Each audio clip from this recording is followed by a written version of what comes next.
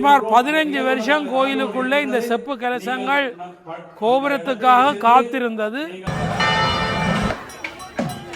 தினம் ஒரு வரலாற்று நிகழ்வு இந்த ஆலயத்தில். இன்றைக்குத்தான் அந்த கனவு நனவாகி இருக்கிறது.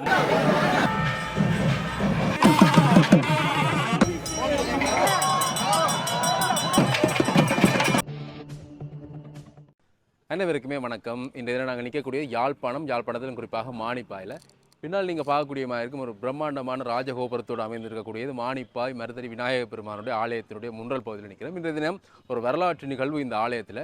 பின்னால் இருக்கக்கூடிய இந்த ராஜகோபுரத்தினுடைய மகா கும்பாபிஷேகம் இன்றைய தினம் காலை பொழுதில் வந்து இடம்பெற இருக்குது. அது தொடர்பான காட்சிகளை தான் தொடர்ந்து பார்க்க போகிறோம். குறிப்பாக 15 ஆண்டுகளாக இந்த ராஜகோபுரத்தினுடைய கீழ் வியாழ வரி வரை கருங்கல்லாலே கட்டப்பட்டு 15 வருடங்களாக காத்திருந்து, அதே மாதிரி 15 வருடங்களாக அந்த அந்த கோபுரத்தினுடைய கலசங்கள் கூட செய்து வைத்து காத்திருந்து இந்த 15 வருடத்துக்கு பிறகு இன்றைய நாள் இடம்பெறக்கூடிய ஒரு வரலாற்று நிகழ்வாக இந்த நிகழ்வு பார்க்கப்படுது. அப்படியாக நாங்கள் இந்த கும்பாபிஷேகம் தொடர்பாகவும் இன்றைய நாள் இடம்பெறக்கூடிய இந்த சிறப்பு நிகழ்வு தொடர்பாகவும் பார்க்கலாம். வரலாற்று சிறப்பும் தொன்மையும் கொண்டிருக்கக்கூடிய ஈழத்தில் குறிப்பாக யாழ்ப்பாண பகுதிகளில் இருக்கக்கூடிய மிகப்பெரிய விநாயக பெருமானுடைய ஒரு ஆலயமாக திகழக்கூடியதான் இந்த மருதடியானுடைய ஆலயம். ஒரு ராஜகோபுரம், அதாவது ஆலயத்தினுடைய வாயிற்பகுதியில் பிரம்மாண்டமான ராஜகோபுரம் ஒன்று இல்லை என்றது பெரிய குறையாக இருந்தது. அந்த குறை எல்லாமே நிவர்த்தி செய்யக்கூடிய வகையில் தான் இன்றைய நாளில் அந்த வரலாற்று நிகழ்வு வந்து இங்கே இடம்பெற்று கொண்டிருக்குது. குறிப்பாக இங்கே பார்க்கக்கூடியது புதிதாக உருவாகி இருக்கக்கூடிய கிட்டத்தட்ட 8 மாத காலப்பகுதியில் உருவாகி இருக்கக்கூடிய பிரம்மாண்டமான அந்த ராஜகோபுரம். இந்த ராஜகோபுரத்துக்கான கும்பாபிஷேகம் தான் இன்றைய நாள் இடம்பெற போகுது. அங்கே பார்க்கக்கூடிய மாதிரி நீங்கள் யாகசாலைகள் உருவாக்கப்பட்டு கும்பங்களுக்கான பூஜைகள் இடம்பெற்று தற்பொழுது அங்கே ஆலயத்தினுடைய முன்றல் பகுதியில் நடன நிகழ்வுகள் இடம்பெற்று கொண்டிருக்குது. அந்த காட்சிகளை பார்க்கலாம். தொடர்ந்து இன்னும் கொஞ்ச நேரத்தில் வந்து இந்த கும்பாபிஷேகம் தொடர்பான காட்சிகளை வந்து பார்க்கக்கூடியமாக இருக்கும்.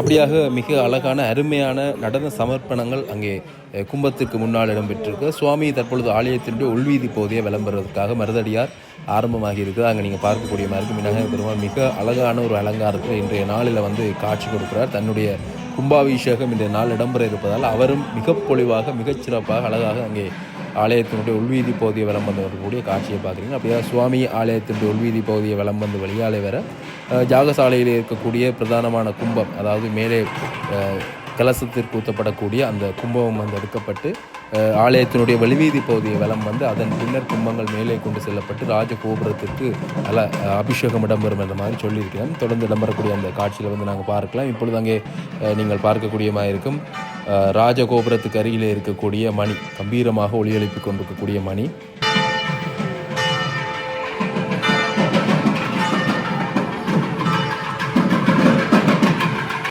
சுவாமி தற்பொழுது ஆலயத்தினுடைய உள்வீதியை போதிய வலம் வந்து வெளியால வர இருக்கின்றார். இந்த கோபுரத்தினுடைய வியாழ வரி வரை முன்னரே கட்டப்பட்டிருந்தது. 15 வருடங்களுக்கு முன்னரே இந்த கோபுரத்தினுடைய கும்பாபிஷேகத்தின் பொழுது ஆலயத்திற்குள்ளே இருக்கக்கூடிய கருங்கல் வேலைப்பாடுகள் நடைபெற்று கொண்டிருந்த பொழுது இந்த கும்பாபிஷேகத்திற்கான வியாழ வரி வரை இருக்கக்கூடிய அந்த பகுதி கட்டப்பட்டிருந்தது. பலரும் அறிந்திருக்கக்கூடிய விஷயம்தான். அப்படியாக அங்கே நீங்கள் பார்க்கலாம். சுவாமி அழகாக திரும்பி வெளியாலே வந்து கொண்டிருக்கிறார். இந்த வியாழ வரி வரை மிகச்சிறப்பாக காட்சி தரக்கூடிய அந்த கருங்கல் கோபுரம் மேலே வந்து தற்பொழுது கட்டி எழுப்பப்பட்ட பிரம்மாண்டத்தோடு இன்றைய நாள் இந்த கும்பாபிஷேகம் இடம்பெறப் போகின்றது. மிக பொலிவாக சிறப்பாக இருக்கும். ஏனென்றால் இந்த ஆலயத்தினுடைய ஒரு மிகப்பெரிய குறையாக இருந்தது இந்த ராஜகோபுரம். இந்த ஆலயத்தினுடைய முன்வாயில் பகுதியில் மேற்கு வாயில் பகுதியில் இருக்கக்கூடிய இந்த கோபுரம் ஒன்று இல்லை என்பதுதான் மிகப்பெரிய குறையாக இருந்தது. அந்த குறை இன்றைய நாளுடன் நிவர்த்தியாகி மிகச்சிறப்பாக மருதடியானுடைய அருள் வந்து மேலோங்கி மேலும் சிறப்பு பெறுவதற்காக இன்றைய நாள் இந்த கும்பாபிஷேக காட்சிகள் கூட மிகச்சிறப்பாக இருக்கும். நாங்கள் பார்க்கலாம். அங்கே பூக்கள் தூவப்பட்டு தீபாராதனை காட்டப்படக்கூடிய காட்சி. அதனைத் தொடர்ந்து அங்கே யாகசாலை இருக்கக்கூடிய கும்பம் எடுத்து வரப்பட போகின்றது.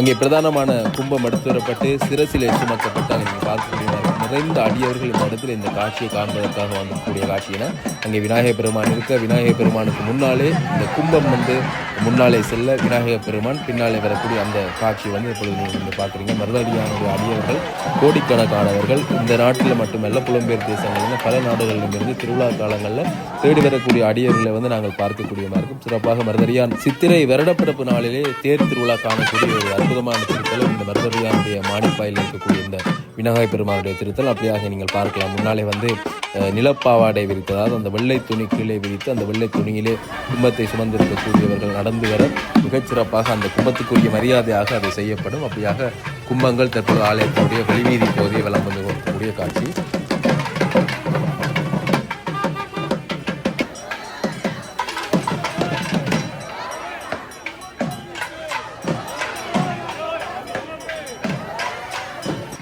இதுதான் ஆலயத்தினுடைய வீதியினோடு முன்னாலே இருக்கக்கூடிய இந்த கோபுரம். எங்களுடைய மனதில் நிற்கக்கூடிய கோபுரம் இப்போ மருதடியான் என்றாலே இந்த வாயில் கோபுரம் தான் எங்களுக்கு ஞாபகத்துக்கு வரும். ஏனென்றால் தினமும் நாங்கள் கண்டு செல்லக்கூடிய இந்த வீதியினுடைய முன் வாயில் பகுதியில் இருக்கக்கூடிய நின்று வணங்கி செல்லக்கூடிய ஒரு விநாயகர் பெருமானுடைய ஆலயம். அப்படியாக இன்றைய நாளில் இருந்து ராஜகோபுரத்தோட பொலிவு பெறப்போகின்றார். நிறைந்த அடியவர்கள் சூழ கும்பங்கள் விளம்பு வந்து கொண்டிருக்கின்றன.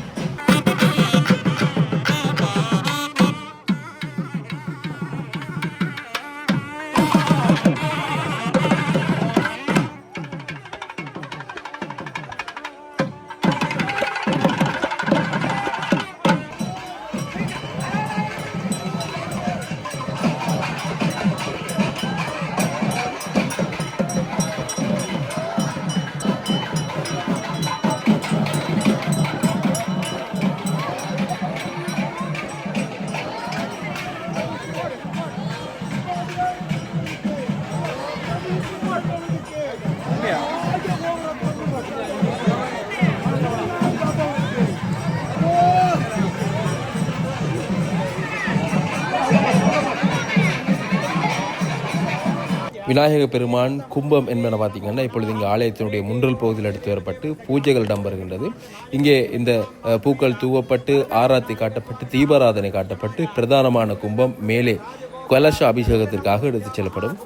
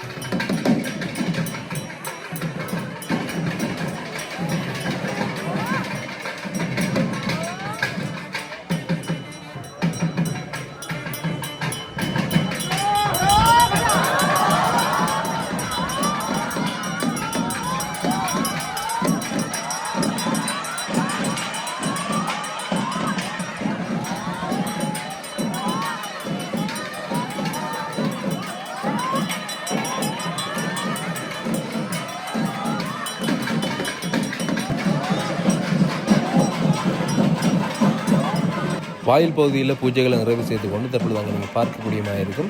ஆலயத்தினுடைய பிரதானமான குருமணி உட்பட அங்கே சிவாச்சாரியார்கள் அந்த கும்பங்களை கொண்டு மேலே ராஜகோபுரத்தினுடைய கலசங்களை நோக்கி மேலே செல்லக்கூடிய அந்த காட்சிகளை பார்க்குறீங்க. தொடர்ந்து நாங்கள் இந்த கலசங்களுக்குரிய கும்பாபிஷேகம் இடம்பெறக்கூடிய காட்சியை தொடர்ந்து பார்க்கலாம். மிக அழகாக ரம்மியமாக காட்சி தரக்கூடிய மருதடியானுடைய இந்த ஆலயத்தினுடைய ராஜகோபுரத்தினுடைய தோட்டத்தை பார்க்குறீங்க. அங்கே மேலே கலசங்களுக்கு உரிய ஒரு கலசங்களுக்கு உரிய சிவாச்சாரியார்கள் அங்கே கும்ப அபிஷேகம் செய்வதற்காக காத்து கொண்டிருக்கிறார்கள். அப்படியாக இங்காலே அருகிலே நாங்கள் பார்க்கக்கூடியமாக இருக்கும் மிக கம்பீரமாக ஒளி எழுப்பி கொண்டிருக்கக்கூடிய காண்டாமணியினுடைய ஓசை ஏன்னா மிக அழகாக அங்கே நீங்கள் பார்க்கக்கூடிய மாதிரி தொடர்ந்து இந்த அபிஷேகம் இடம்பெற போகின்றது.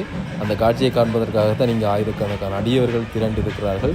கிட்டத்தட்ட 8 மாதம் அளவில் இந்த கோபுரம் வேலைப்பாடுகள் நிறைவடைந்தது என்ற மாதிரி சொல்லியிருக்கிறேன். நீங்கள் பார்க்கலாம், நிறைந்த வேலைப்பாடுகளுடன் அங்கே கோபுரத்தினுடைய முழு பகுதியில் நிறைந்த சிற்ப வேலைப்பாடுகளுடன் காணக்கூடிய உருவங்கள் தத்துருவமாக வடிவமைக்கப்பட்டிருக்கிறதும் அங்கே பார்க்கக்கூடிய மாதிரி இருக்குது. அப்படியாக நாங்கள் தொடர்ந்து இந்த மணியோசையுடன் அங்கே அபிஷேகம் இடம்பெறக்கூடிய அந்த காட்சியை பார்க்கலாம்.